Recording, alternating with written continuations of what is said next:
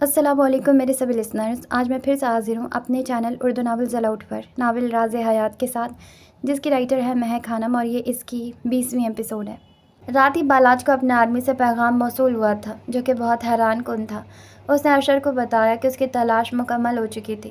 وہ تو ویسے بھی اپنا سب کچھ وائنڈ اپ کر کے یہاں آئے تھے. بالاج اب ساری زندگی اپنی ماں کے گھر میں گزارنا چاہتا تھا. وہ کوئی اتنا بڑا مافیا نہیں تھا جس کے جانے سے کوئی فرق پڑتا. وہ ایک معمولی سا گینگسٹر تھا اور وہ اپنوں کی سازشوں کے باعث ہی بنا تھا. اس کے بابا دراب خان شیر خان کے خالہ زاد بھائی ہونے کے ساتھ ساتھ بہت اچھے دوست بھی تھے. ان دونوں نے مل کر کچھ زمینیں خریدیں، نیا کاروبار شروع کیا. جوانی کا دور تھا، دوستی اپنے عروج پر تھی. بالاج کی ماں سمینہ خاتون اور زارا کی والدہ زرینہ خاتون دونوں سگی بہنیں تھیں، اس لیے ان کے درمیان مراسم مزید گہرے ہو گئے. لیکن کہتے ہیں نا، ہر چیز کو زوال ہوتا ہے، ایسے ہی ان کی دوستی کا بھی زوال ہونا تھا. ان کا شروع کیا کاروبار دن دگنی رات چوگنی ترقی کر رہا تھا. اس وقت بالاج محض 15 سال کا تھا جب پہلی بار شیر خان کے دل میں لالچ ابھرا. چونکہ کاروبار میں زیادہ پیسہ دراب خان کا لگا ہوا تھا، اس لیے منافع بھی زیادہ ان کے حصے میں آتا تھا، جو کہ ان کا حق تھا. مگر یہ بات شیر خان کو خاصا چبھ رہی تھی، پر وہ خاموش رہے. آہستہ آہستہ دراب خان کو محسوس ہونے لگا کہ شیر خان کی نیت میں کھوٹ پیدا ہو رہی ہے. اسی دوران بالاج ٹرپ پر پشاور گیا ہوا تھا جب دراب خان نے خاموشی سے اپنا حصہ بیچ کر لال حویلی خرید لی. لیکن ایک زمین ایسی تھی کہ جس کی وجہ سے خان حویلی والوں سے اختلاف شروع ہو گئے، جو محض زبانی کلامی تنازعات تک محدود ہیں. خیر، شیر خان کو اس سب سے کوئی لینا دینا نہیں تھا. وہ تو بس لوگوں کے سامنے اپنی اہمیت کا تاثر قائم رکھتا تھا. وقت گزرتا چلا گیا. بالاج 18 سال کا ہوا تو دراب خان نے اسے بہترین تعلیم کے لیے ملائیشیا بھیج دیا، اور یہاں چال باز کو اپنی چال چلنے کا موقع مل گیا.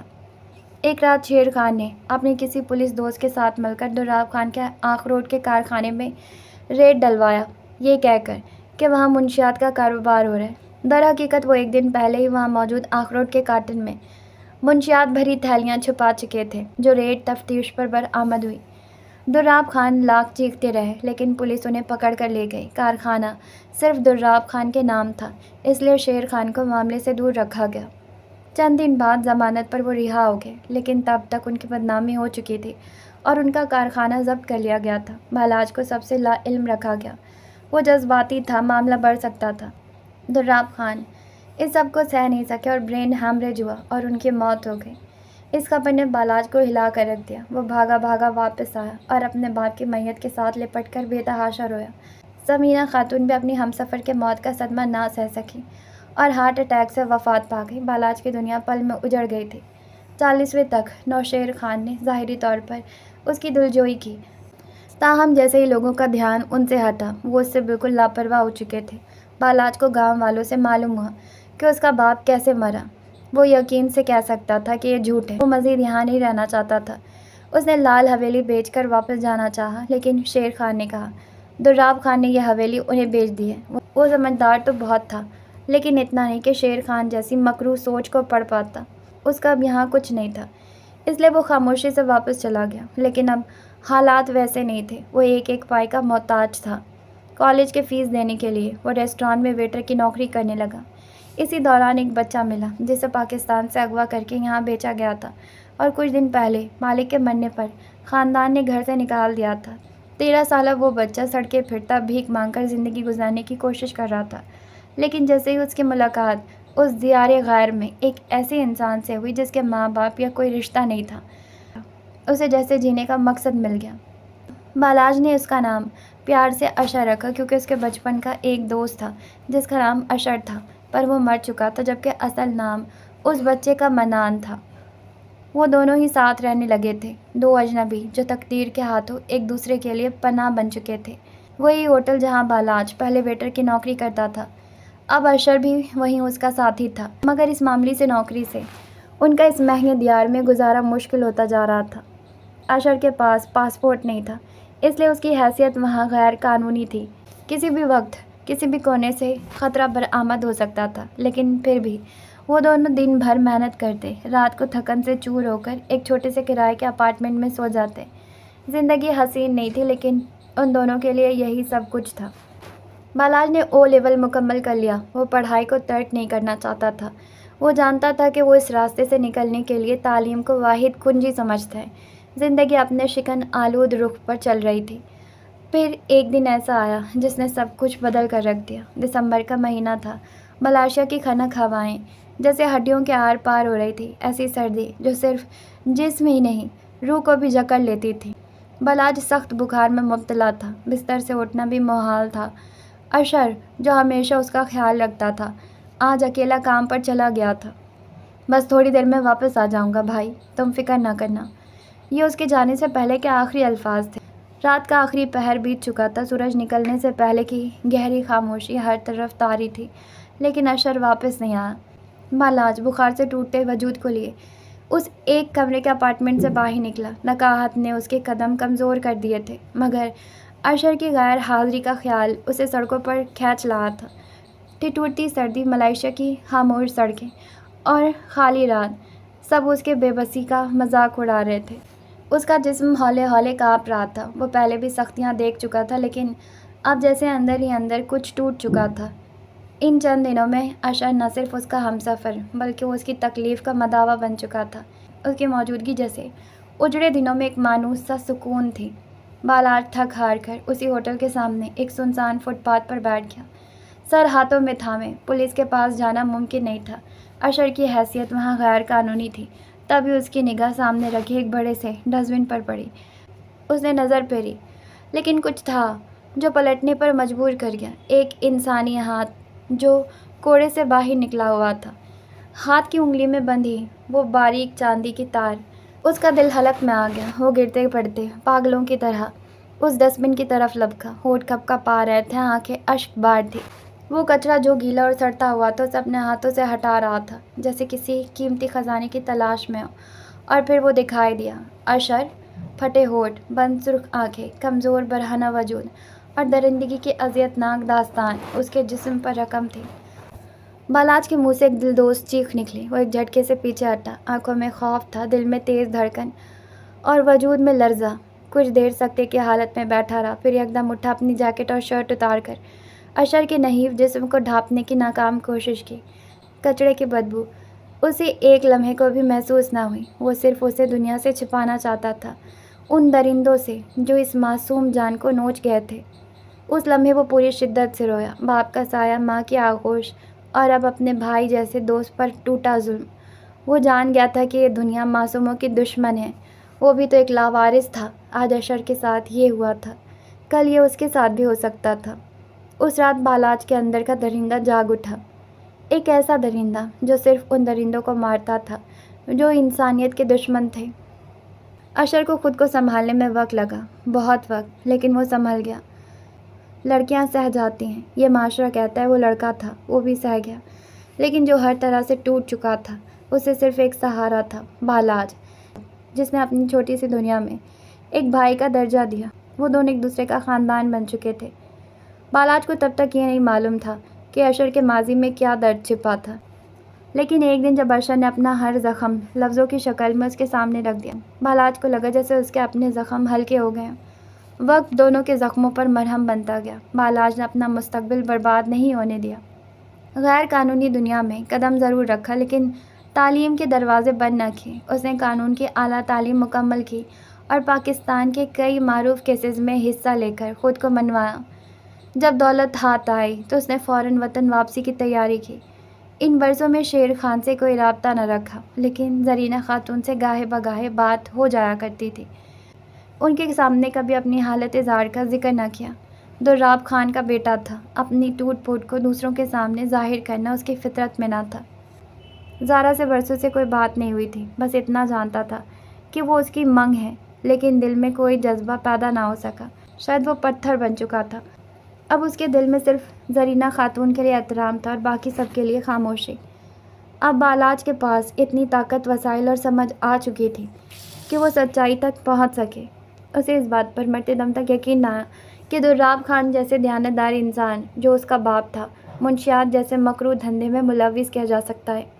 لیکن اب وہ بچہ نہیں رہا تھا، وہ جو آنکھ بند کر کے دوسروں پر اپنا اعتبار کر لیتا ہے۔ اب وہ قانون کا طالب علم، ایک زیرک انسان اور ایک بدلے کی آگ میں جلتا ہوا بیٹا تھا۔ اس نے اپنے ذرائع استعمال کرتے ہوئے وہ تمام دستاویزات اور شواہد نکلوا لیے جو اس وقت پولیس نے چھپائے یا بدلے تھے۔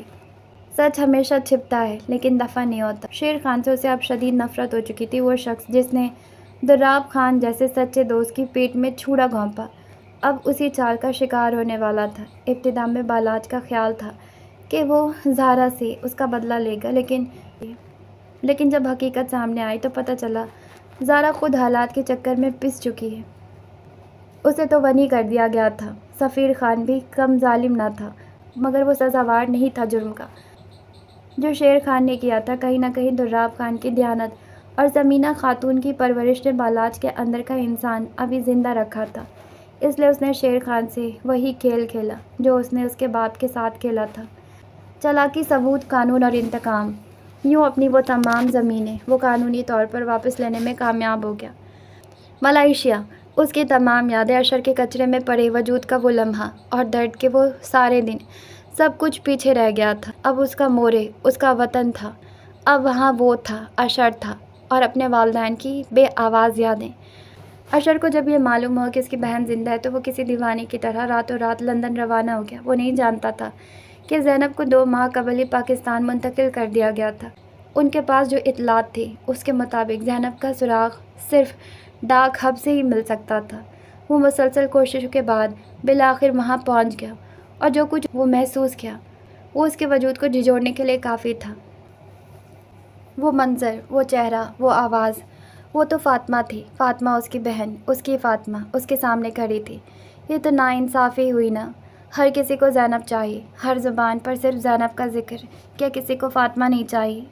فاطمہ، بس یہی پکار تھی جس نے سب کو جیسے ساکت کر دیا۔ یہ پکار سن کر وہ ٹھٹک گئی۔ جیک اور جاذب بھی چونک کر اس سمت پلٹے۔ ہال کے ایک کونے میں کھڑا ایک نوجوان جس کے چہرے پر ماسک تھا، آنکھوں میں نمی لیے صرف فاطمہ کو دیکھے جا رہا تھا۔ فاطمہ اسے پہچان نہ سکی۔ جاذب فوراً الرٹ ہوا۔ اس نے داور کو چھوڑ کر اس نوجوان پر گن تان دی۔ یہ ضرور داور خان کا آدمی ہے، اسے یہی لگا، مگر پھر جاذب رکو، یہ حرم کی آواز تھی جو بے اختیار تھی۔ اشر نے پلکیں جھپکی اور ایک آنسو جو ضبط توڑ چکا تھا اس کے گال پر بہہ نکلا۔ فاطمہ کی بے چینی بڑھ گئی تھی۔ وہ پلٹ کر اس کی سمت قدم بڑھانے ہی والی تھی جب جیک نے فکر مندی سے اس کا بازو تھاما۔ حرم مت جاؤ، ہو سکتا ہے یہ کسی چال کا حصہ ہو۔ شش! حرم نے جیک کو محض ایک اشارہ کیا اور آگے بڑھ گئی۔ ہر قدم جو وہ اشر کی سمت اٹھا رہی تھی اشر کے دل پر گویا ہتھوڑے برسا رہا تھا۔ وہ اس کے سامنے تھی، برسوں بعد اس کے خوابوں کی پرچھائی، اس کی معصوم فاطمہ، مگر یہ وہ فاطمہ نہیں تھی۔ اس کے چہرے پر پڑا گہرا زخم اشر کی روح کو چیر گیا۔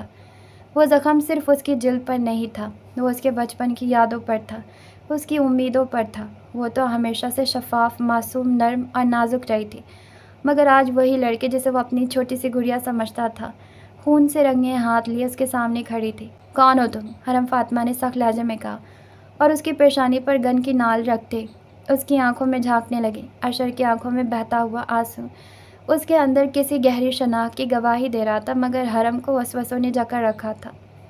وہ کچھ سمجھ نہیں پا رہی تھی۔ دل اور دماغ کی جنگ چل رہی تھی۔ میری فاطمہ، میری بہن، میں ہوں تمہارا بھائی منان۔ اشر نے جلدی سے ماسک اتارا اور ہذیانی کیفیت میں لرزتی آواز کے ساتھ بولا۔ اس کی زبان میں کپ کپاہٹ تھی، آنکھوں میں وہ پہچان جو صرف ایک بھائی کی آنکھوں میں ہو سکتی۔ حرم فاطمہ کا وجود گویا زلزلے کی زد میں آ گیا۔ وقت جیسے تھم سا گیا۔ ہال میں ایک لمحے کے لیے ایسا سکوت چھا گیا کہ سانسوں کی آواز بھی تیز لگنے لگی۔ پیچھے کھڑا داور خان جو سب کو آپس میں مگن دیکھ رہا تھا، اس خاموشی کو موقع سمجھتے ہوئے آہستہ سے اپنی کمر کے پیچھے ہاتھ لے گیا تاکہ بندھی ہوئی گن نکال سکے، مگر جیک کی باندھی ہوئی رسی نے اسے اس کے ارادے کو فی الحال ناکام بنا دیا۔ حرم کے ہاتھوں میں لرزش آ چکی تھی۔ وہ اندر سے مکمل طور پر مفلوج ہو چکی تھی، جیسے اس کے ذہن نے کام کرنا بند کر دیا ہو۔ اس کے ہاتھ سے گن چھوٹ کر زمین پر گری، اور جیسے ہی وہ دھات فرش سے ٹکرائی، اس گونج نے ہال میں پھیلے سکوت کو توڑ ڈالا۔ اس کی ناک سے بہتا خون اس کے ہونٹوں کو رنگین کر رہا تھا۔ وہ کانپ رہی تھی، لیکن آنکھیں پھر بھی اشر پر جمی ہوئی تھی۔ حرم فاطمہ! یہ پکار صرف اشر کی نہیں تھی، جاذب، جیک کی بھی آوازیں گونجنے لگی، لیکن وہ جو برسوں سے زخم سہتی آ رہی تھی، جو اندھیروں کی عادی ہو چکی تھی، آج بھی، ہاں آج بھی وہ خود کو سنبھال گئی۔ اشر اور جاذب تیزی سے اس کی طرف بڑھے۔ जैक ने भी दावर को छोड़कर उसकी जानिब कदम बढ़ाया, मगर वो सिर्फ 2 कदम पहले जैक को हाथ के इशारे से रुकने का कह चुकी थी।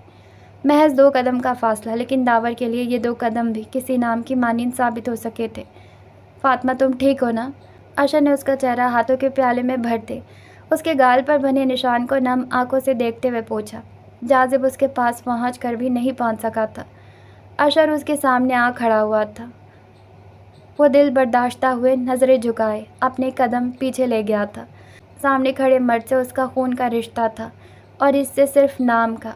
अशर उसे कुछ कह रहा था, पर हरम तो यकटक उसके गले में बंधी डोरी को देख रही थी, जो हूबहू उसके गले में भी मौजूद थी। अशर अब अपने हाथ से उसके नाक से बहकर ठोरी तक पहुँचते खून को पहुँच रहा था, पर खून था कि रुक ही नहीं रहा था।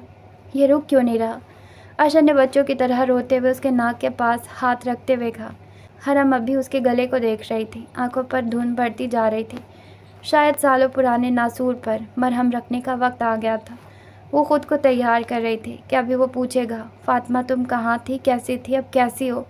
एक अंधा जो उसे आज तक नहीं मिला था, आखिर मिलने वाला था, जिसमें चेहरा छुपाकर वो अपना हर गम भुला देती। जाजिब। अशर की आवाज़ पर जैक ने जाजिब को पुकारा, जो सर झुकाए खड़ा था। क्या उसे हरम की हालत नज़र नहीं आ रही थी, जो वो यूं बूत बन के खड़ा था?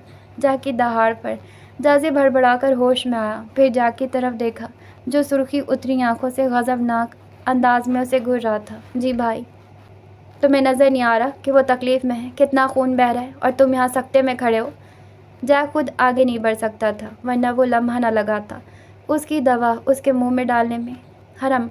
जैक की आवाज़ पर भीगा सा हंस दी। आह, वो इस इंसान को कैसे भूल सकती थी? वो मजबूर ना होता तो सबसे पहले सर झुकाए उसके आगे खड़ा होता। सॉरी भाई। जाजिब जल्दी से बाहर की सिम भागा और अगले ही लम्हे दवाइयों का बॉक्स पकड़े अंदर आया। एक इमरजेंसी बॉक्स वो हमेशा साथ रखते थे। ये पकड़ो आकर। जाजिब को बॉक्स खोलकर नासमझी से दवाएं उलट पुलट करते देख जैक ने उससे कहा, जिस पर वो अगले ही लम्हे नज़दीक आते दावर को काबू कर गया, जबकि नीली आंखों वाला नौजवान तेज़ी से सुरमई आंखों वाली लड़की की जानिब बढ़ता, बॉक्स में से मेडिसिन निकालता उसके सामने डाल गया। हरम के हाथ बुरी तरह कांप रहे थे। वो चाहकर भी खुद दवा नहीं ले सकती थी। ये भी एक अलग ही बेबसी थी। इस सारे सानिये में अशर खामोश उससे 3 कदम के फासले पर खड़ा उसे देख रहा था। उसे बेसाख्ता जैक से जेलसी हुई। तुम अब ठीक हो ना? हाँ मैं ठीक हूँ। हरम जैक को जवाब देती जल्दी से अशर के पास आई। भाई। उसके लहजे में क्या कुछ नहीं था, खुशी, एहसास मोहब्बत। हाँ, एक बहन की मोहब्बत। वो झिलमिल करती आंखों से उसे देख रही थी। अशर ने आगे बढ़ते उसे साथ लगाया। वो इंतज़ार में थी क्या वो पूछेगा, फातिमा मेरी बहन कैसी हो तुम? पर उसके लबों से तो कुछ और ही लफ्ज़ अदा हुए। फातिमा, तुम्हें पता है मुझे आप ही का पता चल गया है। तुम्हें पता है उन्होंने कितनी मुश्किलें देखी हैं और अब भी वो कोमा में हैं। मैंने उन्हें ढूंढ लिया है। वो बिना रुके एक ही सांस में कहे जा रहा था। और फातिमा, वो तो वहीं की वहीं रह गई। उसके जवाब ज़ुबान पर आने से पहले ही जहन में दम तोड़ गए। वो जो खुशी उसने महसूस करना शुरू की थी, वो तो जैसे दब सी गई थी। आंख में उमड़ते जज्बात ने दम तोड़ दिया था। क्या वो कुछ नहीं थी? उसका दिल भर आने लगा। वो उसके सीने से लगी थी, पर वो उसका नहीं, ज़ैनब का हाल बयान कर रहा था। वो जैसे संभलने से पहले ही बिखर गई। और आप ही? बस। वो मज़ीद कुछ कहता कि उससे दूर होती, तेज़ आवाज़ में चीखे। अशर, जो पुरजोश सा बोल रहा था, उसकी ज़ुबान गुम हो गई। आपके सामने मैं हूँ, ज़ैनब नहीं। किसी को मेरा दर्द क्यों नज़र नहीं आता? आपने देखा कि ज़ैनब ने क्या सहा? क्या आप जानते हैं मैंने क्या सहा? अरे कोई ये क्यों नहीं देखता कि हरम फातिमा ने क्या कुछ फेस किया है? वो अपने बाल बुरी तरह नोचती हलक के बल चीख रही थी। उसकी आवाज़ में कर्ब महसूस करते अशर सुन पड़ गया। जैक और जाजिब अपनी जगह साकित रह गए। दावर खान ने बेजारी से यह सब देखा। आपको पता है हर इंसान अपनी कहानी खुद लिखता है और इसमें खुद को हीरो लिखना पसंद करता है, लेकिन मैं ये बात कबूल करती हूँ कि अपनी कहानी का सबसे मनहूस किरदार तो मैं हूँ। हरम फातिमा एक किरदार नहीं, नहुसत है। वो अपने अंदर के नासूर पर मरहम रखना चाहती थी, पर वो उसे नोच रही थी। सबको हरम फातिमा कब चाहिए होती है? तब जब किसी को उससे कोई काम होता है। वो आंखें मिचती कर्ब से हंसी। कोई एक बार, सिर्फ एक बार मुझसे पूछो कि मैं क्या सहकर, क्या खोकर यहाँ तक पहुँची हूँ। وہ گھٹنوں کے بل زمین پر گرتی رو رہی تھی، مدھیم آواز میں بولی۔ اشر کے قدم زنجیر ہو چکے تھے، وہ نہیں جانتا تھا کہ وہ اس کی بات پر یوں ریاکٹ کرے گی۔ پتہ ہوتا تو کبھی زینب کا ذکر نہ کرتا۔ وہ اسے منہ کے بل گرا چکی تھی۔ کیا وہ واقعی غلط کر چکا تھا؟ آپ کو پتہ ہے میری روح پر لگے زخم بہت گہرے، میں نے انہیں سینچ سینچ کر رکھا۔ میں نے کسی کو کہا تھا زخم ہے، جلد ٹھیک ہو جائیں گے، تو آپ کو پتہ ہے اس نے مجھے کیا کہا؟ وہ اٹھ کر کھڑی ہوئی، اس کے نزدیک آ کر اس کے سینے پر گال ٹکا گئی۔ اس نے کہا زخم تو ٹھیک ہو جاتے ہیں پر داغ تو رہ جاتے ہیں جو ہمیں ہمارے حصے میں آئے خسارے یاد دلاتے ہیں۔ میں نے اس کی بات پر غور نہیں کیا تھا پر مجھے آج اس کی بات کا مطلب سمجھ آیا۔ وہ اپنے گال پر ہاتھ رکھے بلکتے ہوئے بولی۔ دفتن فضا میں گولی کی آواز نے اشتعال پیدا کی۔ کوئی کچھ سمجھ پاتا کہ ایک گرم سلاخ سیدھی سیاہ لباس میں ملبوس لڑکی کی پشت میں آ کر پیوست ہوئی۔ اس کے وجود نے ایک زوردار جھٹکا کھا۔ اشر نے آنکھیں پھاڑ کر اس کی جانب دیکھا جو آہستہ آہستہ پھسلتی ڈھیر ہو چکی تھی۔ لمحہ لگا تھا سب بکھرنے میں۔ جیک نے داور کے ہاتھ سے ایک جھٹکے سے گن کھینچی ورنہ وہ اگلا فائر اس پر کر دیتا۔ چٹپٹا جیک اس کے سر پر گن کی نال مار کر اسے بے ہوش کر چکا تھا۔ جازب پلر کے ساتھ ہی لگا، زمین پر بیٹھتا چلا گیا۔ فاطمہ؟ اشر جلدی سے پیروں پر دباؤ دیے زمین پر ڈھپ سے بیٹھا۔ وہ بنا کسی سسکی اور کرا کے آنکھیں مون چکی تھی۔ شاید وہ اس زندگی سے رہائی پانے کے منتظر تھی، لیکن کیا وہ یہ نہیں جانتی تھی کہ کوئی اس کے پلٹنے کے انتظار میں اپنی پوری عمر گزار سکتا ہے؟ سوات ہزارہ وسیع و عریض میدان میں ایک بار پھر سال کا دوسرا بڑا جرگہ بیٹھ چکا تھا۔ عدالت لگ چکی تھی۔ چونکہ باران 40 گاؤں کا سردار تھا اس لیے اس کے خلاف بیٹھنے والے جرگے میں دوسرے بڑے بڑے گاؤں کے سرداران کو بلایا گیا تھا۔ لال حویلی سے محض شیر خان اور دل شیر ہی آئے تھے۔ شیر خان یوں جھکے کندھوں کے ساتھ بیٹھے تھے جیسے سب کچھ ہار چکے ہوں۔ جس بیٹے کے لیے دولت داؤ پر لگائی تھی، بیٹی کو ونی کیا تھا، اس بیٹے کا خون میں لت پت چہرہ دیکھ کر وہ گویا صدمے میں جا چکے تھے۔ ملجھا لباس، بڑی داڑھی، سفیدی اترے بال، وہ جیسے آج اپنا سب کچھ گنوا کر خالی ہاتھ رہ گئے تھے۔ وہاں موجود کرسیاں یکایک ہی بھرتی جا رہی تھی۔ اتنا بڑا جرگہ گاؤں میں دوسری بار لگ رہا تھا۔ اس سے پہلے یہ جرگہ شہزاد خان کے قتل پر بیٹھا تھا۔ کچھ ہی دیر میں دھول اڑاتی گاڑیاں وہاں آ کر رکی۔ قطار میں ایک کے بعد ایک لگتی سیاہ پراڈو کو دیکھ کر وہاں موجود تمام لوگ اپنی نشستوں سے اٹھ کھڑے ہوئے۔ خاموشی کا سما بہت بڑے طوفان کا پیش خیمہ تھا۔ ان سیاہ پراڈو سے ایک ایک کر کے تمام خان حویلی کے مرد باہر نکلے، اپنی پوری شان و شوکت کے ساتھ اپنی نشستوں پر براجمان ہوتے۔ روان خان نے حیدر خان کی طرف دیکھا۔ موسیٰ اور زارون بھی اپنی جگہ پر بیٹھ چکے تھے۔ سب نے اچنبھے سے ان کی جانب دیکھا۔ شامیر کو جہاں جانا تھا وہ جا چکا تھا۔ اس نے چیف سے بات کی تھی پر چیف نہیں مانی، اس لیے مجبوراً اسے جانا پڑا۔ آج پہلی بار حیدر خان کو شامیر کے کام پر طیش آیا تھا۔ وہ اس وقت سخت پریشان تھے لیکن چہرے کے تاثرات کو حد امکان تک نارمل رکھے ہوئے تھے۔ فکر مند تو حویلی کا ہر فرد تھا، بات چھوٹی ہرگز نہ تھی۔ اگر وہ ڈیرہ باران کے علاوہ حویلی کے کسی بھی فرد کی دسترس میں ہوتا تو مسئلہ اتنا بڑا نہ ہوتا۔ وہ جانتے تھے جرگہ پہلی ڈیمانڈ ہی قصاص کی واپسی کا کرے گا جو کہ باران کبھی بھی نہیں مانے گا، اور یہی سب سے بڑی فکر مندی کی بات تھی، اور ایک طرح سے یہ بات صحیح بھی تھی پر فی الحال ان کی سمجھ سے باہر تھی۔ جرگہ شروع کیا جائے۔ حاجی حفیظ الرحمن کی آواز پر سب ان کی جانب متوجہ ہوئے۔ حاجی صاحب، لیکن ابھی خان سردار نہیں آیا۔ وہاں بیٹھے ایک معزز آدمی کی بات پر حفیظ الرحمن نے سوالیہ نگاہوں سے روبان خان اور حیدر خان کی طرف دیکھا، جیسے باران کی غیر موجودگی کے بارے میں جاننا چاہتے ہو۔ وہ آ رہا ہے، آپ جرگہ شروع کریں، روبان خان سنجیدگی سے بولے تو جرگے کا باقاعدہ آغاز کیا گیا۔ آج سے 2 ماہ پہلے اکتوبر 13 بروز بدھ دوپہر 1 بجے شہزاد خان کی لاش مجرم اور چشمدید گواہ سمیت پرانے پل کے قریب برآمد ہوئی۔ لاش کے پاس سفیر خان نیم بے ہوشی اور نشے کی حالت میں ہتھیار سمیت پائے گئے۔ ہوش میں آنے کے بعد سفیر خان نے قبول کیا یہ قتل انہی کے ہاتھوں ہوا ہے، اور چشمدید گواہ ارمان داور خان نے بھی گواہی دی کہ قتل ہوتے انہوں نے خود دیکھا ہے۔ اسی معاملے کو مد نظر رکھتے جرگے نے شیر خان سے خون بہا طلب کیا، صورت ونی یا خون کے بدلے خون، جس میں شیر خان نے ونی کو چنا اور اپنی بیٹی زارا شیر خان نہیں، زارا روبان حیدر خان۔ واقعہ بیان کرتے منیم کی بات پر باران حیدر کی بھاری آواز نے کاٹی۔ سب نے بے ساختہ میدان میں داخل ہوتے باران کو دیکھا جو کلف لگے شلوار سوٹ میں ملبوس، کندھوں پر سیاہ شال اوڑھے اپنے پورے جاہ و جلال سے قدم اٹھاتا آیا اور اپنی مخصوص نشست یعنی سردار کے تخت پر جا بیٹھا۔ اس کے آنے پر ہر فرد کھڑا ہوا تھا۔ اس کے بیٹھتے ہی سب بیٹھے۔ منیم جی، آئندہ خیال رکھیے گا، وہ زارا شیر خان نہیں، زارا روبان حیدر ہے، آگے بڑھیے۔ باران کے سختی سے کہنے پر انہوں نے سر ہلا کر ادب سے اس کی بات کی تائید کی اور پھر اپنی بات وہیں سے جاری کی جہاں سے کاٹی گئی تھی۔ زارا روبان خان یعنی خان سردار کے نکاح میں دے دی گئی اور سفیر کو آزاد کر دیا گیا۔ تمام حاضرین دم زادے اس کی بات سن رہے تھے، لیکن کل رات 3 بجے خان ڈیرہ سے، جو کہ سردار کے مکمل دسترس میں، وہاں سے سفیر خان کی لاش برآمد ہوئی۔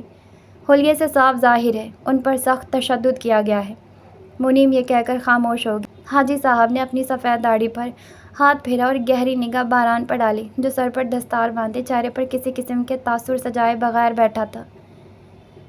اس کا حل بتائیے، انہوں نے سنجیدہ لہجے میں استفسار کیا۔ حل بہت آسان ہے، اگر سردار ونی واپس لوٹا دیں تو خون کے بدلے خون کا قانون نافذ ہوگا، یعنی شہزاد خان کے بدلے سفیر خان کا خون۔ منیم کی بات سن کر مجلس پر سکتہ طاری ہو گیا۔ خان قتل قبول کر لیتے مگر نکاح میں دی گئی عورت کو واپس نہیں کرتے۔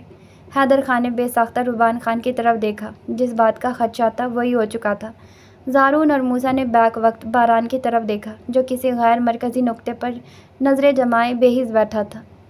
یہ لمحہ حفیظ الرحمن کے لیے بھی پریشان کن تھا۔ کوئی اور حل؟ حاجی صاحب نے پھر سے استفسار کیا۔ وہ بزرگ تھے، ان کی بات مکمل ہونے سے پہلے کوئی مداخلت کی جرات نہیں کر سکتا تھا۔ جی وہ، منیم نے گلا صاف کرتے ہوئے سب پر نگاہ ڈالی۔ منیم، ہم نے حل مانگا ہے۔ کافی ناگواری سے اسے گھورا گیا۔ سردار کو سرداری سے برخاست کر دیا جائے۔ یہ الفاظ ادا ہوتے ہی محفل میں موجود ہر شخص گویا پتھر کا ہو گیا۔ یہ کیسا کٹھن امتحان تھا۔ سب کی نگاہیں باران پر مرکوز ہو گئیں۔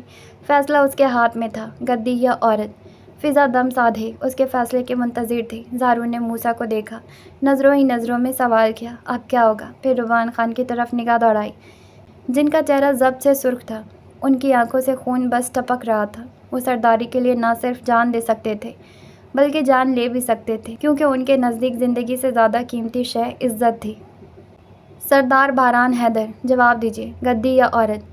حفیظ الرحمن کے آواز میں ٹھہرا ہوا جلال تھا۔ باران نے سرخ گوشوں والی آنکھوں سے اپنے باپ اور تایا کو دیکھا۔ دونوں نفی میں سر ہلا رہے تھے۔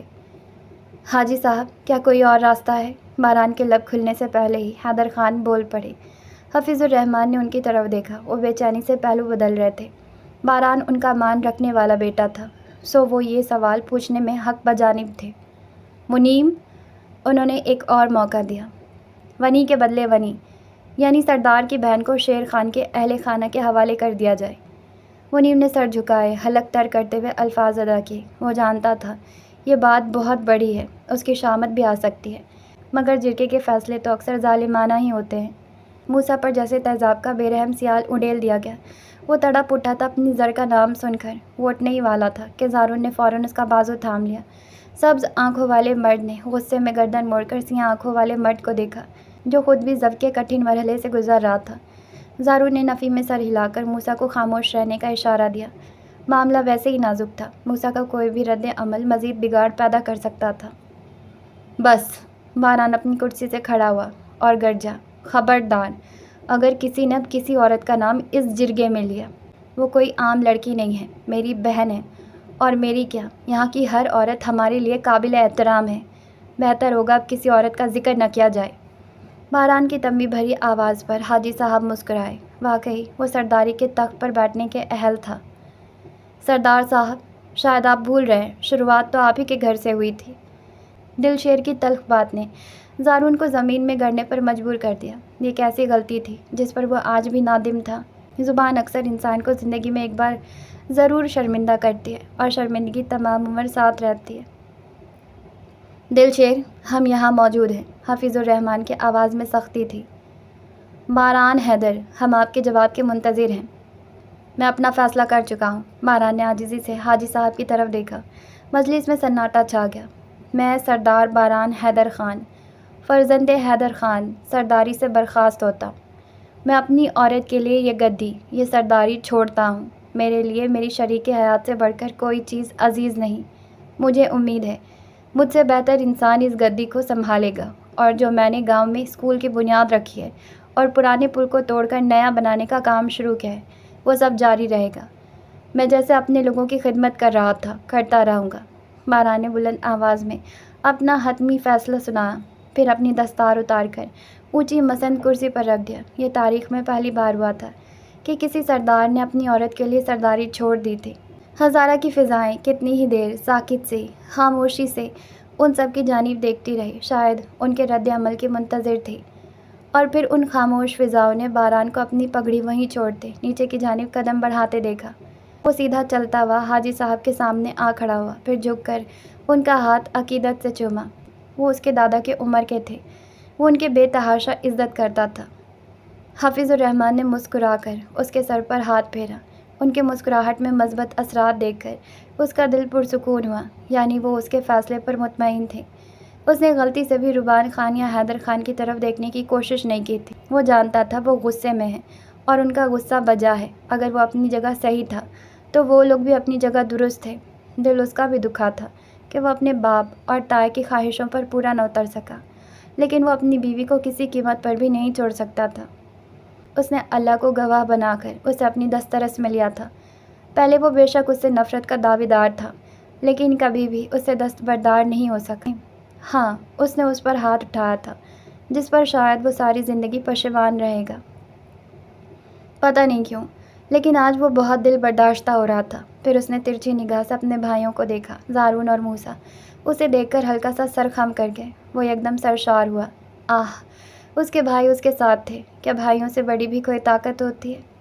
حافظ الرحمن نے حیدر خان اور روبان خان کی جانب دیکھا، جہاں حیدر خان آنکھوں میں افسوس اور غصہ لیے باران کو دیکھ رہے تھے، وہیں روبان خان خاموش سپاٹ چہرہ لیے نگاہیں زمین پر گاڑے بیٹھے تھے۔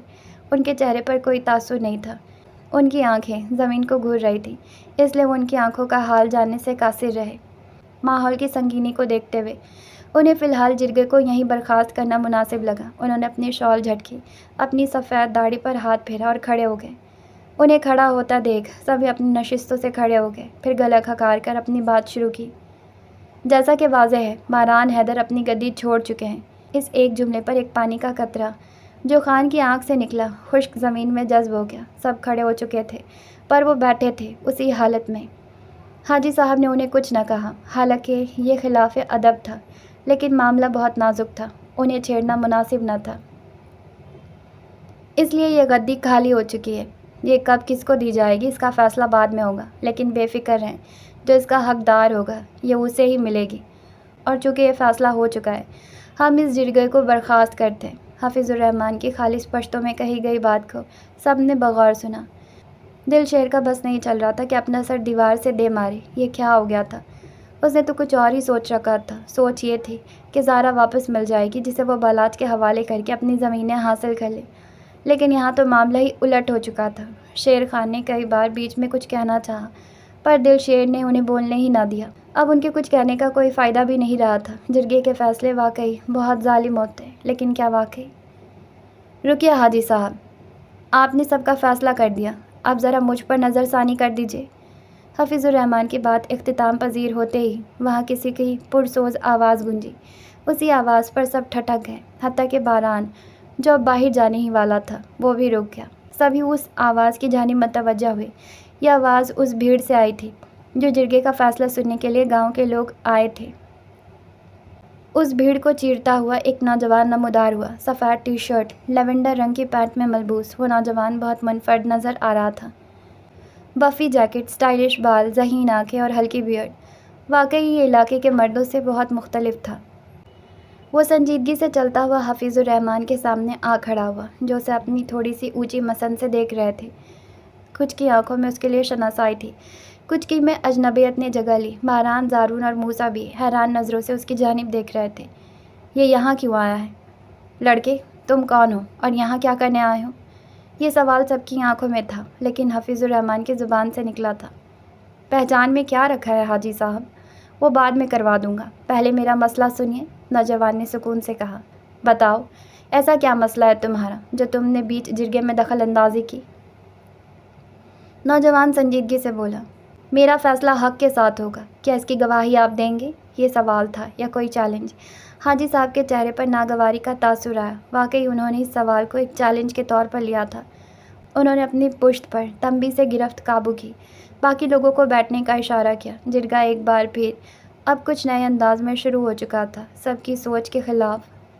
میرا نام بالاج ہے، دراب خان کا بیٹا اور ضمیر خان کا پوتا۔ وہ بولتے بولتے رکا اور سوالیہ نگاہوں سے سب کو دیکھا۔ دراب خان اور ضمیر خان کو جانتے ہیں نا؟ یہ سن کر حفیظ الرحمن کی آنکھوں میں حیرت کے تاثرات ابھرے اور انہوں نے میکانیکی انداز میں سر ہلا دیا۔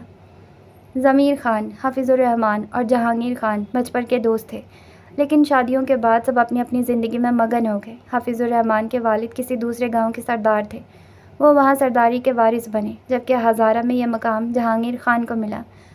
اگر یہ دستار جہانگیر خان کو نہ ملتی تو شاید ضمیر خان کو مل سکتی تھی، لیکن انہیں سرداری میں کوئی دلچسپی نہ تھی، تو یہ دستار ان کے خاندان میں نسل در نسل چلنے لگی۔ بالاج نے ان کے سر ہلانے پر سر خم کیا اور اپنی بات جاری کی۔ اگر آپ کو یاد ہو تو جہانگیر خان نے وصیت کی تھی کہ اگر ان کے خاندان کو اس دستار یا گدی سے دستبردار ہونا پڑا تو اسے ضمیر خان کے خاندان کو سونپ دیا جائے، اگر وہ اس کے اہل ہوں۔ یہ سن کر محفل میں خاموشی چھا گئی، ہر ایک نے آپس میں سرگوشیاں شروع کر دی۔ باران کو اس کی بات کی منطق سمجھ آ چکی تھی، مگر وہ حیرت میں تھا، ایسا کیسے ممکن ہے؟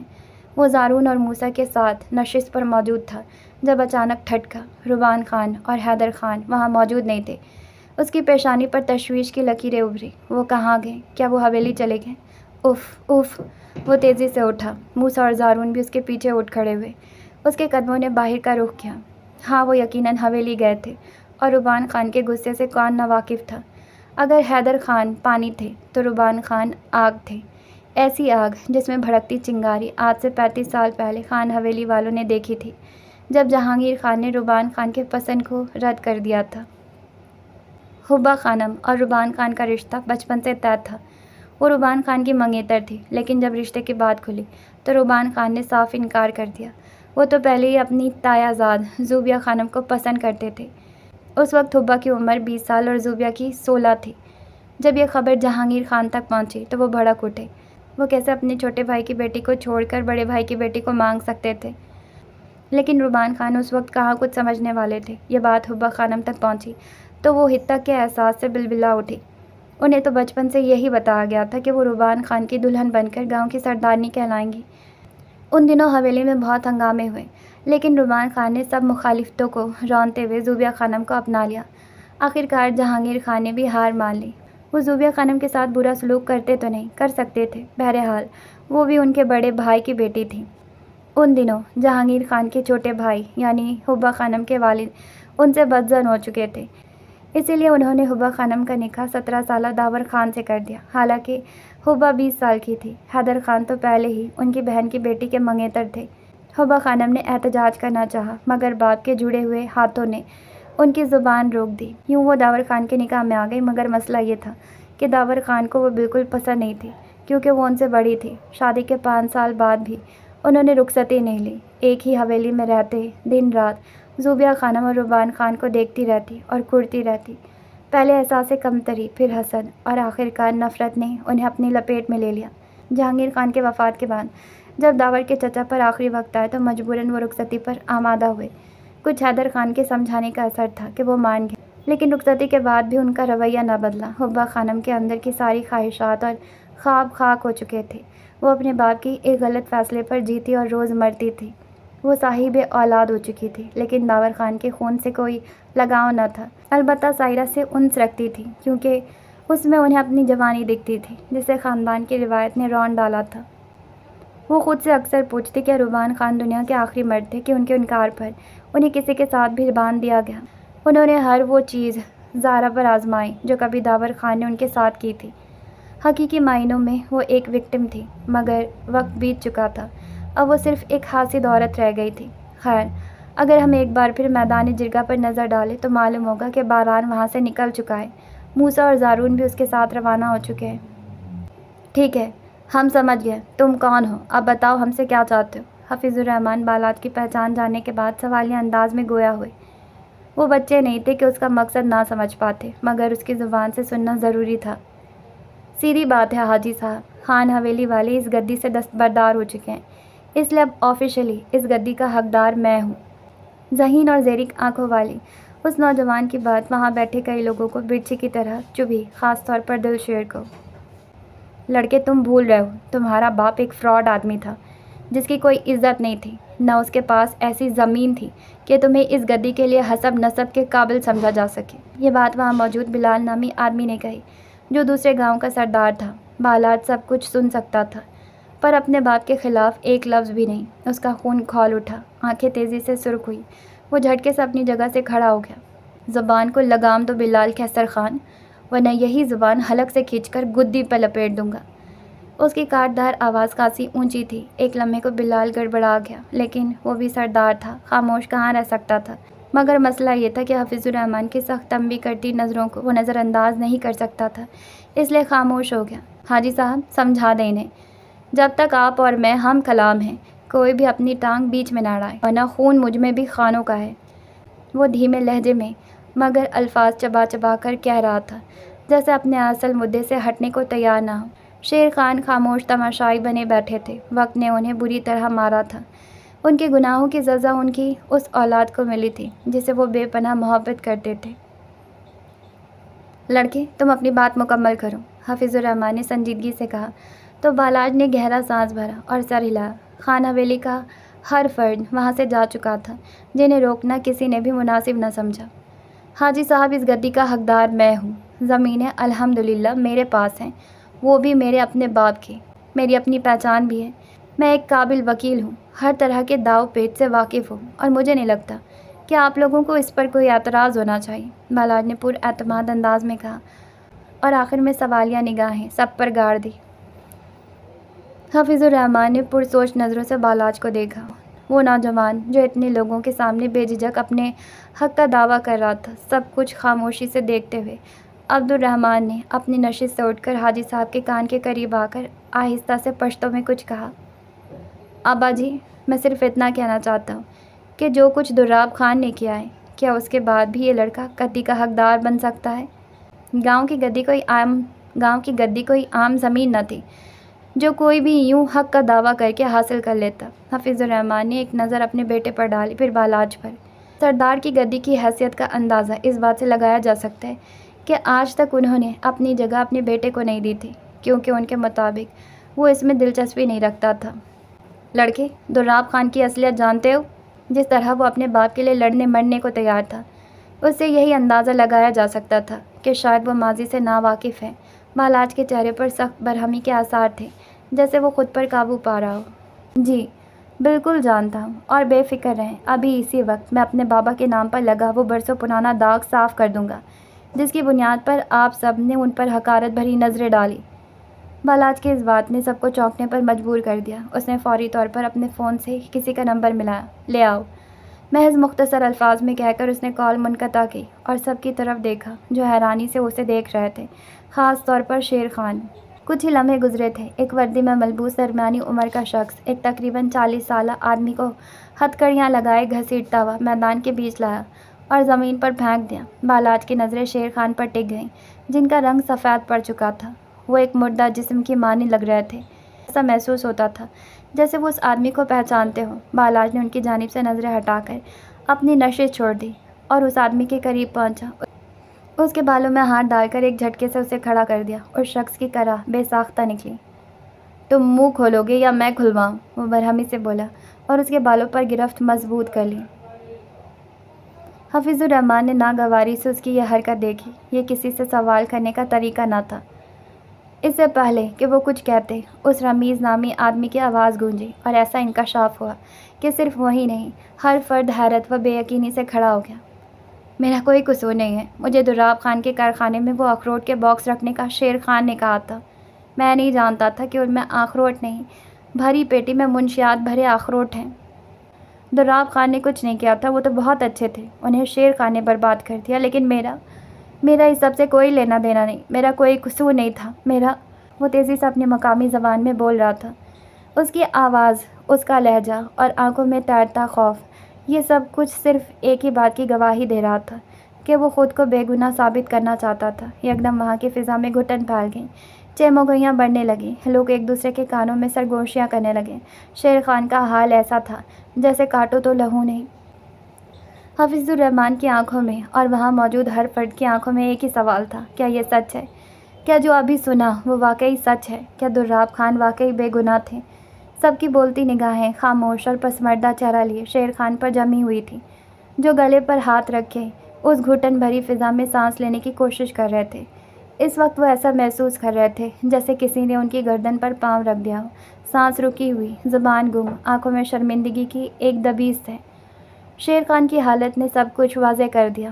ان کے تتر بتر ہوتے وجود کو الفاظ کی ضرورت نہیں رہی تھی، اور پھر سچ تو چھپتا ہی نہیں۔ اب سرگوشیاں بلند ہو رہی تھیں، سچ خود بخود کھلنے لگا تھا۔ دل شیر نے جب دیکھا کہ اب شیر خان سے کوئی فائدہ حاصل نہیں کیا جا سکتا، تو وہ بھی 2 قدم پیچھے ہٹ کر ان کے خلاف کھڑا ہو گیا۔ ذہین آنکھوں والا نوجوان بس ایک طرف کھڑا اس شخص کی ذلت دیکھ رہا تھا جس نے اس کے باپ کی عزت خاک میں ملائی تھی۔ آج اس نے اپنے باپ کی عزت کا بدلہ لے لیا تھا۔ جب عزت پر وار ہو تو سامنے والے کو چیر دینا حق بن جاتا ہے۔ اب مہان کو سولی پر چڑھانے کا وقت آ چکا تھا۔ اس کہانی کا ایک اور سیاہ کردار اپنے انجام کو پہنچ چکا تھا۔ جرگے کے فیصلے واقعی بہت سخت ہوتے ہیں۔ باران کی گاڑی خان حویلی کے وسیع پورچ میں تیزی سے آ کر رکی۔ اس کے پیچھے ہی زارون اور موسیٰ کی گاڑی کے ٹائروں کی چڑچڑاہٹ گونجی۔ باران دروازہ کھول کر برق رفتاری سے باہر نکلا۔ اس کے قدموں میں بے تحاشا عجلت تھی۔ وہ لمبے لمبے ڈگ بھرتا اندر داخل ہوا تو اس کی سوچ کے عین مطابق حویلی میں کوہرام مچا ہوا تھا۔ لو آ گیا تمہارا لاڈلا، پوچھو اس سے کیا گل کھلا کے آئے۔ روبان خان غصے سے لاؤنج میں موجود ایک ایک چیز اٹھا کر پھینک رہے تھے، اور جب باران کو دیکھا تو دہاڑ پڑے۔ ان کی آواز حویلی کے در و دیوار کو ہلا رہی تھی۔ اسما خانم، زوبیہ خانم، حتیٰ کہ حبہ خانم تک سہمی ہوئی تھی۔ روبان خان کے غصے سے کون واقف نہ تھا؟ زارا کو تو اسما خانم نے فوراً کمرے میں بھیج دیا تھا۔ پری گل، زرمینے اور سائرہ کا بھی حال الگ نہ تھا، جیسے ان کے سانس خشک ہو چکے ہوں۔ ارمان ایک طرف دیوار سے ٹیک لگائے خاموشی سے یہ تماشا دیکھ رہا تھا۔ بظاہر وہ بھی ڈرا ہوا تھا۔ تایا جان، میری بات سمجھنے کی کوشش کریں۔ باران سب کو نظر انداز کرتے روبان خان کی طرف بڑھا اور نرمی سے مخاطب ہوا، لیکن اگلے ہی پل ایک غیر متوقع واقعہ رونما ہوا۔ روبان خان کا ہاتھ فضا میں بلند ہوا اور چٹاخ کی آواز کے ساتھ باران کے دائیں گال پر جا لگا۔ سب کی آنکھیں حیرت سے پھیل گئیں۔ باران کے گال پر سرخی ابھری اور اس کا چہرہ آہستہ آہستہ گلابی سے سرخ ہونے لگا، لیکن اس کی آنکھوں میں روبان خان کے لیے نہ غصہ تھا، نہ نفرت، نہ ہی کوئی احتجاج، صرف ملامت تھی۔ وہ روبان خان کے سرخ نم آنکھوں کو دیکھتا پلکیں جھکا گیا۔ اس کی تربیت ایسی تھی کہ وہ اپنے بڑوں سے نظریں نہیں ملا سکتا تھا، چاہے جان چلی جائے۔ حیدر خان جلدی سے آگے بڑھے، روبان خان کے کندھے پر ہاتھ رکھا، ان کی پیٹھ سہلائی تاکہ غصے کی آگ کچھ سرد ہو۔ اور واقعی باران کی خاموشی نے بھی چلتی پر پانی کا کام کیا تھا، لیکن اسی پل ایک وجود دوڑتا ہوا باران کے کندھے سے آ لگا، سیاہ بال، آنکھوں میں آنسو، کپ کپاتی سانسیں۔ آپ نے میرے سائے پہ ہاتھ کیوں اٹھایا؟ زارا کی بھرائی آواز میں ایک تیکھا پن تھا جو لمحوں میں روبان خان کے بجھے غصے کو پھر سے بھڑکا گیا تھا۔ تم اندر جاؤ۔ باران نے اسے سخت نظروں سے دیکھ کر اشارہ کیا، لیکن اب دیر ہو چکی تھی۔ تم مجھے بتاؤ گی کہ مجھے کیا کرنا چاہیے اور کیا نہیں؟ روبان خان کی آواز میں گرج تھی جو زارا کو لرزا گئی۔ تم ہوتی کون بیچ میں بولنے والی، ایک کم عقل اور بدصورت لڑکی؟ وہ تیش و الم میں چیخے۔ ان کے الفاظ خنجر بن کر زارا کے دل میں پیوست ہو گئے۔ باران کی مٹھیاں بیج گئیں، اس کی آنکھیں بند ہو گئیں۔ یہ وہ لمحہ تھا جب صبر اپنی آخری حد تک پہنچ چکا تھا۔ زارا نے آنسو بھری نگاہوں سے سب کو دیکھا، پھر باران کی طرف جو خاموش کھڑا تھا۔ تمہاری اتنی اوقات ہے کہ ہمارے سامنے زبان کھولو؟ روبان خان کا ہر لفظ زہر سے بھرا ہوا تھا۔ باران نے آنکھیں کھولی، لمحہ بھر کو سانس کھینچا، پھر آہستہ لیکن مضبوط لہجے میں بولا، تایا جان بس۔ یہ الفاظ نہیں، اعلان جنگ تھا۔ روبان خان کی زبان رک گئی۔ اسما خانم نے گھبرا کر سینے پر ہاتھ رکھا۔ حیدر خان کا چہرہ تفکر سے بھر گیا۔ باران نے ایک قدم آگے بڑھایا، تایا جان پلیز، اب میری بیوی کو کچھ مت کہیے گا۔ مجھے اگر تھپڑ مارنے ہیں تو مار لیں، لیکن اس معصوم لڑکی کو مزید کچھ نہ کہیں۔ میں مانتا ہوں اسے آپ کے سامنے نہیں بولنا چاہیے، لیکن وہ جذبات میں آ گئی تھی۔ اس کا لہجہ اٹل تھا۔ وہ زارا کا ہاتھ تھام کر اسے اپنے پیچھے کر چکا تھا، وہ حافظ بن کر۔ روبان خان کا چہرہ غصے سے تمتما رہا تھا۔ انہیں یقین نہیں آ رہا تھا کہ باران آج ان کے سامنے کھڑا ہو گیا تھا۔ ٹھیک ہے، تمہیں یہ لڑکی ہم سے زیادہ عزیز ہے نا، تو ابھی اسی وقت اسے لے کر یہاں سے دفع ہو جاؤ یا حویلی چھوڑ دو، میں تمہیں جائیداد سے آگ کرتا ہوں۔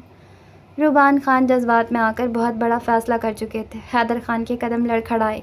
لیکن زارون نے فوراً آگے بڑھ کر انہیں سنبھال لیا۔ وہ کچھ کہنا چاہتا تھا مگر حیدر خان نے سخت نظروں سے تنبیہ کی، خاموش رہو۔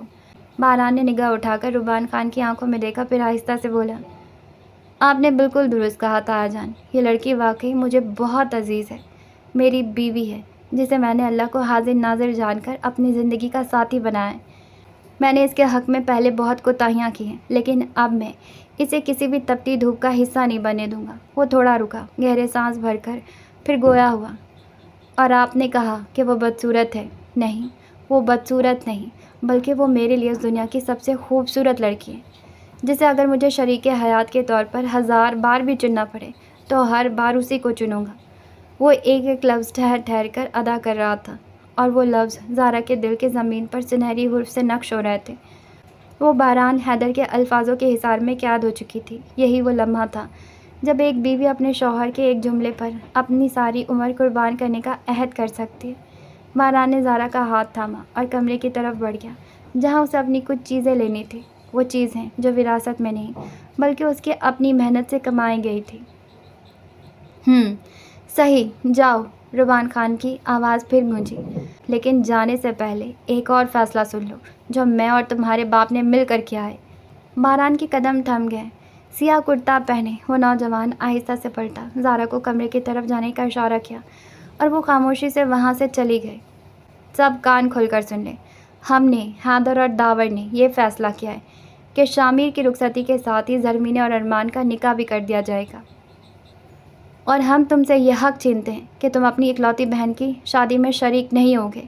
ہم چاہتے تھے کہ یہ خوشی کا موقع سرپرائز ہو، مگر اب یہی تمہارے لیے سزا ہے۔ ربان خان کے الفاظ نے سب کو جھنجھوڑ کر رکھ دیا۔ باران، زرمینے، ارمان، موسیٰ سب جیسے سن ہو گئے۔ زرمینے کا دل زور سے دھڑکنے لگا۔ صرف چند لوگ ہی جانتے تھے کہ موسیٰ اور زرمینے ایک دوسرے کو پسند کرتے ہیں۔ باران، اسما خانم، پری گل، زارون اور شامیر، ان کے علاوہ کوئی نہیں۔ زرمینے چند قدم آگے بڑھی، ربان خان کے قریب جا کر کچھ کہنا چاہا، لیکن وہ پہلے ہی بول پڑے، بیٹا یہ فیصلہ ہم نے تمہارے بھلے کے لیے کیا ہے۔ ہمیں امید ہے کہ تم ہمارے خلاف نہیں جاؤ گی۔ ہم داور خان کو زبان دے چکے ہیں، وہ نرمی سے بول رہے تھے، اور زرمینے کا دل جیسے چٹک کر رہ گیا۔ وہ خاموش رہ گئی۔ اس نے ایک نگاہ موسیٰ کی طرف ڈالی جو زمین کو گھور رہا تھا۔ کیوں وہ کچھ نہیں کہہ رہا؟ کیا وہ محبت نہیں کرتا؟ کیا میں ہی احمق تھی؟ اس کی نظریں لمحے بھر کو موسیٰ پر جمی رہی، پھر وہ سر جھکا گئی۔ وہ اپنے باپ کا جھکا ہوا سر نہیں دیکھ سکتی تھی۔ فیصلہ ہو چکا تھا، بازی پلٹ چکی تھی۔ اس کے خواب، اس کے خواہشات وقت کی زمین پر داؤ پر لگ چکی تھی۔ لاڈلوں کو وقت کا تھپڑ ہمیشہ زور سے پڑتا ہے، دیر سے پڑتا ہے، پر پڑتا ضرور ہے، اور جب پڑتا ہے تو روح تک کو ویران کر دیتا ہے۔ زرمینے کی آنکھیں ساکت تھیں، الفاظ اس کے حلق میں پھنس چکے تھے، دل اور خواب خون آلود ہو چکے تھے۔ وہ پوچھنا چاہتی تھی، کیوں ہمیشہ بیٹیوں کے خواب ہی کو حرام کیا جاتا ہے، مگر وہ پوچھ نہ سکی۔ موسیٰ کب گیا؟ باران کب رخصت ہوا؟ اسما خانم کیا کہہ رہی تھی؟ پری گل کب اسے سینے سے لگائے کمرے میں لے گئی؟ سب کچھ دھند میں گم ہو گیا۔ زرمینے صرف اپنی قسمت کی بے رحمی پر شکوہ کناں تھی۔ اٹلی، روم، جیمیلی اسپتال۔ سفید چمکتے فرش پر سیاہ لباس میں ملبوس ایک نوجوان بے چینی سے راہداری میں ٹہل رہا تھا۔ پاس ہی ایک اور وجود بینچ پر بیٹھا تھا، جسے اپنے دونوں ہاتھوں میں سر تھام رکھا تھا، چہرہ جھکا ہوا تھا، اور وہ مسلسل اپنا دایاں پیر ہلا رہا تھا۔ اگرچہ وہاں 2 انسان موجود تھے، مگر فضا میں ایسی خاموشی تھی جیسے سب کچھ رک سا گیا ہو۔ ایک کی آنکھوں میں فکر تھی تو دوسرے کی نگاہیں پچھتاوے سے لبریز تھیں۔ دونوں کی نظروں کا مرکز وہی تھا، دیوار پر لگی اونچی لال بتی، اور اس کے نیچے وہ بلر شیشے والے دروازے، جہاں پچھلے 2 گھنٹوں سے ایک قیمتی وجود زندگی اور موت کے بیچ جھول رہا تھا۔ گھڑی کی مسلسل ٹک ٹک اس خاموشی کو مزید بے چین بنا رہی تھی۔ اچانک شیشے کا دروازہ کھلا، نیوی بلو رنگ کا لباس پہنے دراز قد لڑکی باہر آئی۔ جیک فوراً اس کے قریب آیا۔ عائشہ نے بھی چونک کر نظریں اٹھائیں۔ وہ ڈاکٹر اب اپنے ہاتھ سے گلوز اتار رہی تھی، چہرے سے ماسک بھی ہٹا چکی تھی۔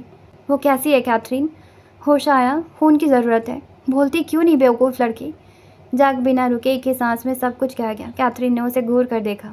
چپ، بالکل چپ، بولنے تو دو، مجھے تو سمجھ نہیں آتا ہمارا گزارا کیسے چلے گا۔ جیک فوراً خاموش ہوا۔ آئی ایم سوری، بس اتنا کہا تھا کہ کیتھرین کا چہرہ کھل اٹھا۔ وہ جانتی تھی جیک کے لیے معذرت کرنا آسان نہ تھا۔ کیتھرین فرنانڈیز، روم میں مقیم ایک باصلاحیت سرجن جو جیک کی ہم عمر اور منگیتر تھی۔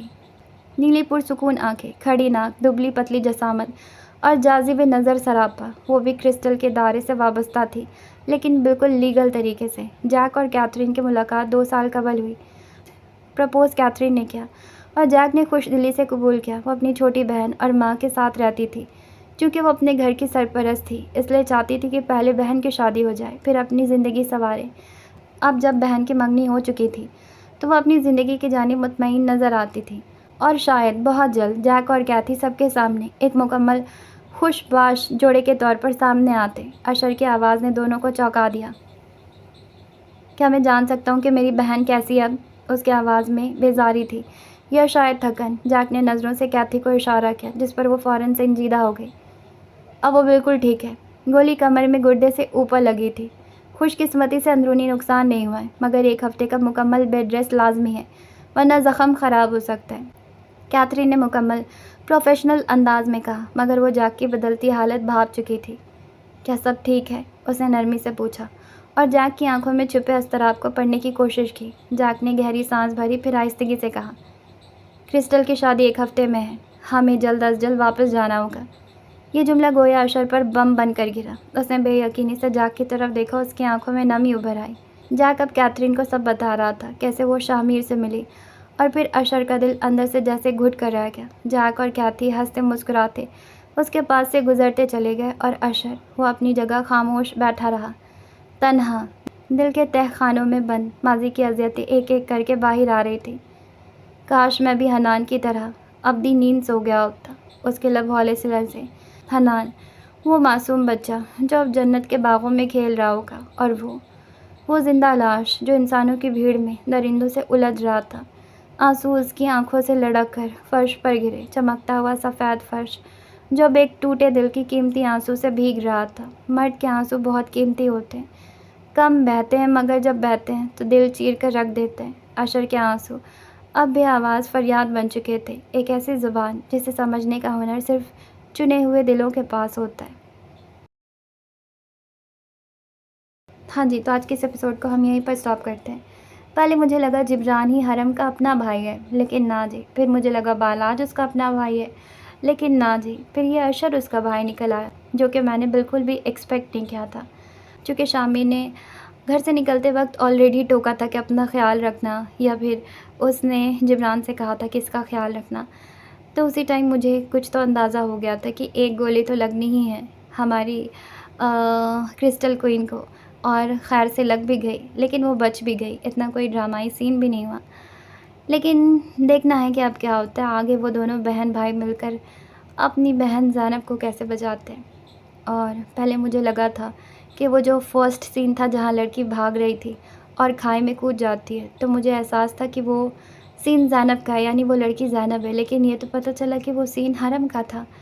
یہ سب حرم نہیں سہائے، اور دیکھا جائے کہ سب سے زیادہ برا کس کے ساتھ ہوئے، حرم کے ساتھ، زینب کے ساتھ، یا پھر منان کے ساتھ یعنی اشر کے ساتھ۔